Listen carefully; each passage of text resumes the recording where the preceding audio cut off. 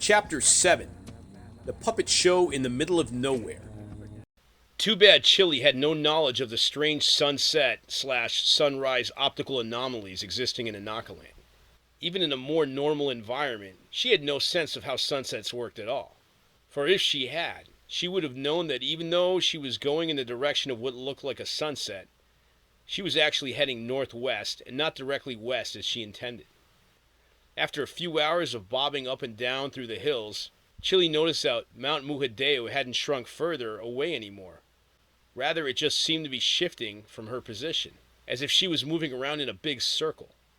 "Oh, this can't be right," she thought as she stood on top of a large pine-covered hill.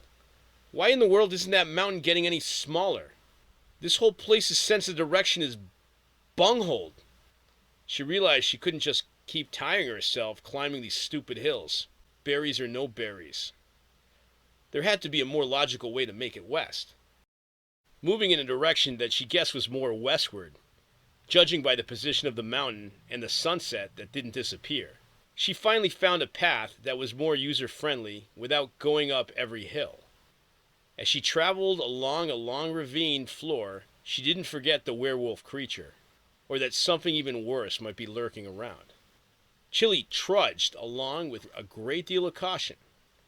For a while, no other thought went on in her head but the prospect of finding ideal shelter before nightfall, or until she was so exhausted she would have to risk sleeping somewhere along the trail and hope she didn't get eaten by some oddity lurking around these parts.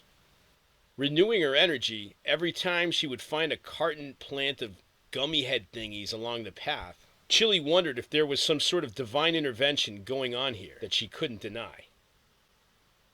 Luckily, these quote-unquote power-ups on the path allowed her to continue surprisingly well. She got her second wind after that, then her third wind, then her fourth. This went on for another 5 or 6 hours before she confessed to herself how unnatural this all was. By now, the whole countryside was a lush, vegetative garden of rolling hills and quaint forests. There were plenty of hedgerows near the ravines between the hills that looked like they had been mysteriously undergone some professional landscaping treatment again. "I had to have covered over 30 miles or something, and I'm not even tired.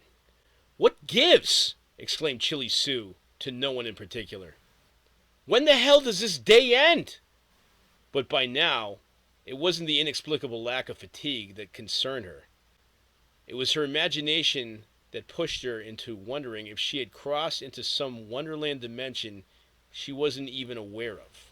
Perhaps she had entered a warp zone where the days were never-ending and just kept going on in indefinite animation. She was trying to fight back these thoughts until it was clear there was no other way to explain any of this when suddenly another figure distracted her. At the top of a large hill to her left, she saw a box. It was silhouetted by the pinkish-purple sky behind it. A peculiar, rectangular-looking box with skinny legs coming from underneath it.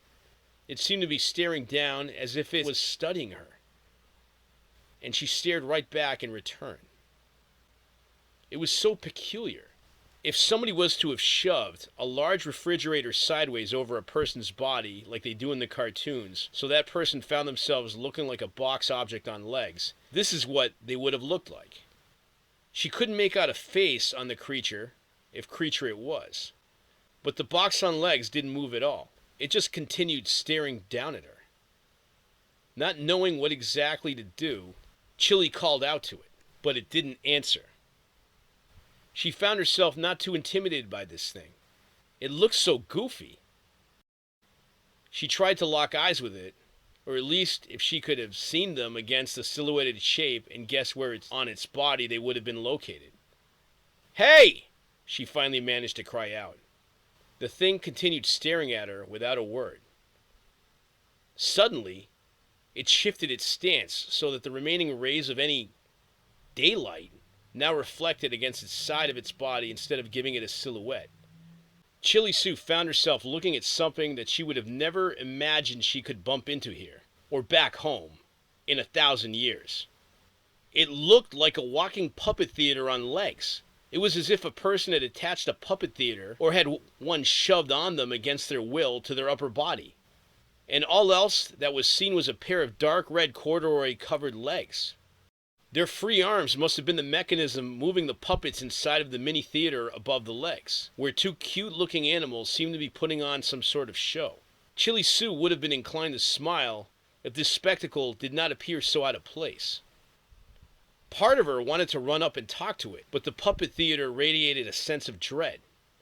And then, two arms protruded out from either side of the box, which made Chili Sue wonder if the wearer of this theatrical suit had four of them. And they were holding machine guns. The arms extended out to the sides as if the puppet theater was posing itself in an almost crucifix pistolero-like stance.